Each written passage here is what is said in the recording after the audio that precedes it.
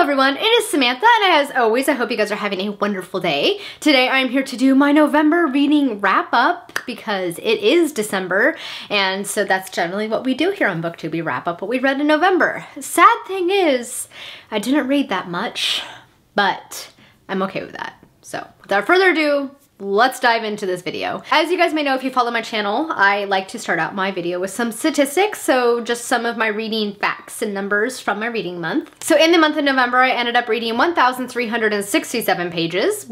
I only read 3 books, but at least one of them was 900 pages.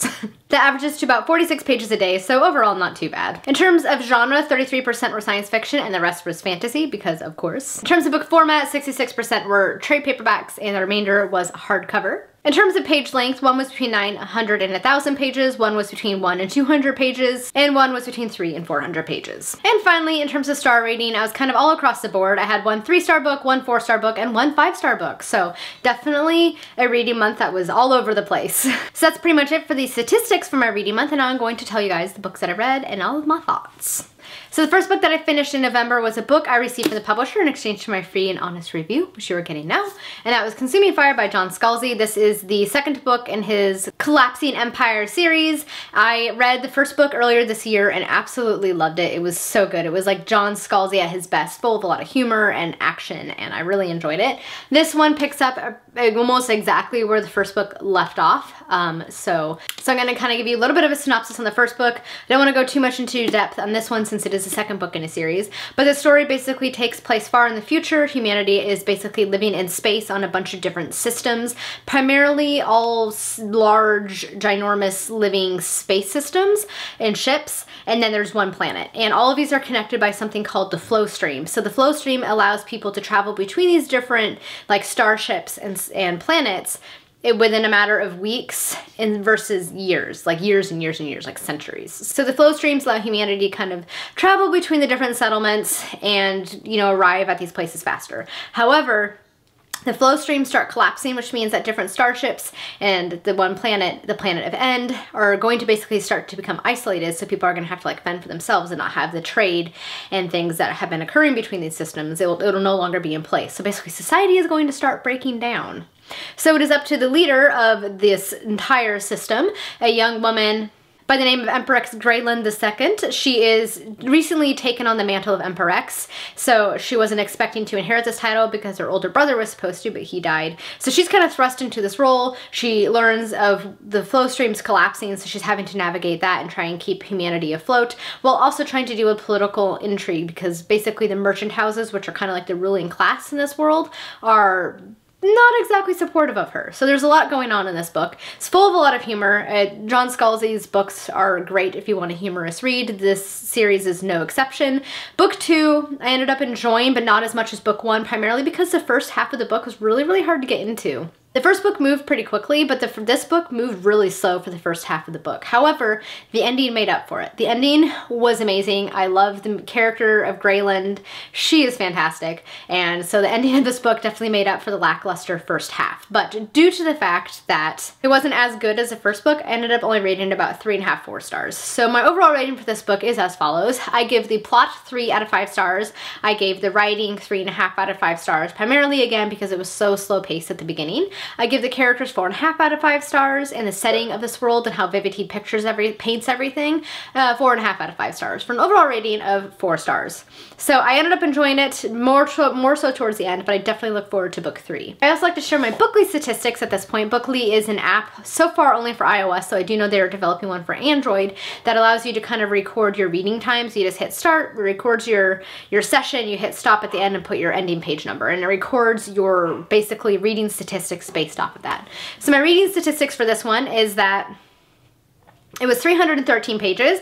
I read it in 4 hours and 56 minutes. My average reading speed an hour was 63 pages, and my most pages read in a day was 83. So a pretty quick read overall. The next book that I picked up in November and read was actually a novella, and it was Barren, a demon cycle novella by Peter V. Brett. The Demon Cycle is apparently a somewhat well-known fantasy series that is very polarizing because the people I have talked to about it either love it or they absolutely hate it. And after reading this novella, I think that I would be the person that would kind of fall into the hate it category because I wasn't super impressed with it.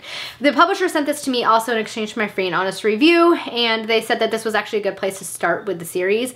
I'm not really sure if I fully agree with that because there were a few things happening in this book that I was a little confused by that I think were probably explained in the series. But this book follows the main character of Celia Square. She is also known as Barren, and she is a woman that is basically leading the folk of Tibbetsbrook. So it seems like this world is kind of split into different little hamlets and villages, and everybody kind of has a specific occupation, and they're all kind of brought together by the fact that they're having to fight demons. So every single night, demons appear and attack the settlements. And so the various leaders of these hamlets have to kind of band together to protect their people.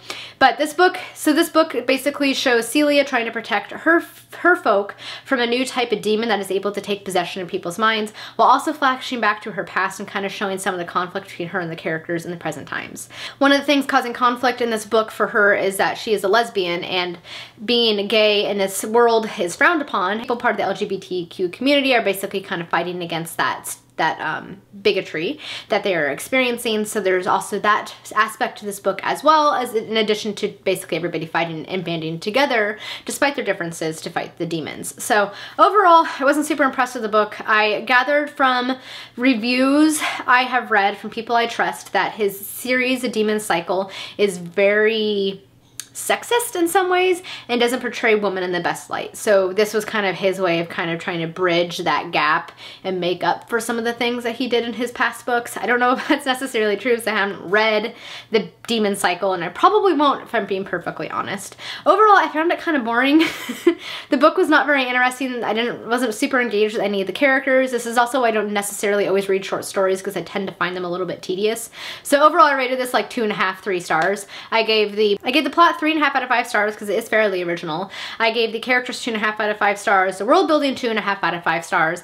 I gave the writing 3 stars, and an overall rating of about 2.5, 3 stars. I kind of kept going between the two. So overall, not super impressed. Probably never gonna pick up his full series, but you know, that's okay.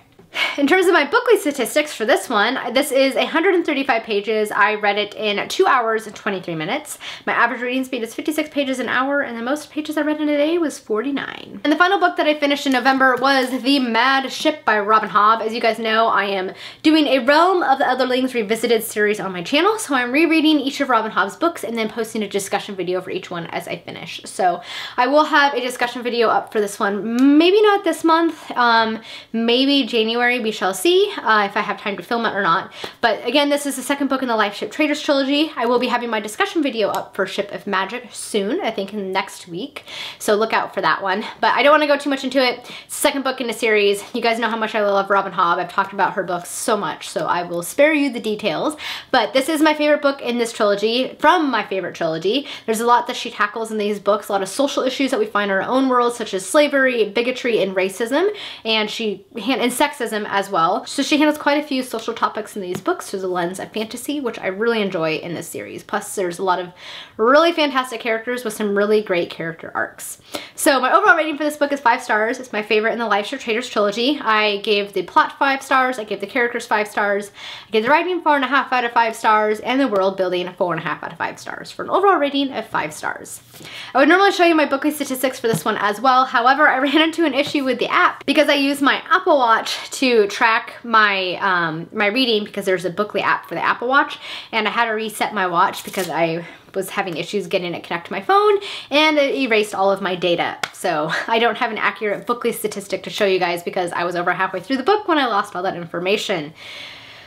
Technology sucks. Alright guys, that is it for my November reading wrap up. If you guys have any comments you'd like to leave on these books, please feel free to do so down below. Thank you guys so much for watching. I hope you all have a wonderful day. Until next time, happy reading. Bye!